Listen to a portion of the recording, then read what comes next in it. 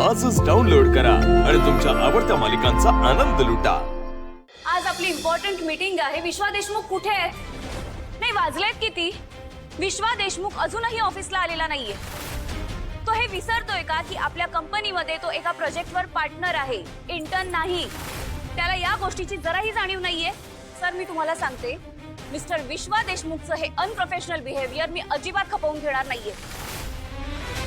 भावनाताई असं वागतील असं आम्हाला कधीच वाटलं नव्हतं। त्यांच्या या वागण्याने पक्षाच्या नावाला काळीमा फासला गेलाय आणि म्हणूनच आमची आणि बाहेर उभ्या असलेल्या महिला कार्यकर्त्यांची अशी मागणी आहे, भावना गाडे पाटील यांना दिलेली उमेदवारी रद्द करून त्यांना पक्षातून बडतर्फ करण्यात यावे।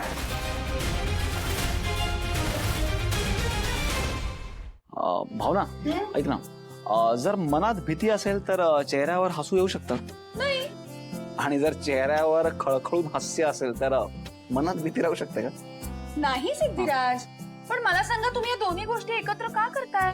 नाही नाही नाही, हे सगळं मी नाही करत आहे, पण झी स्टुडिओची एक फिल्म आहे तुंबाडची मंजुळा, त्यात या दोन गोष्टी आहेत ना, त्या एकत्र केल्या।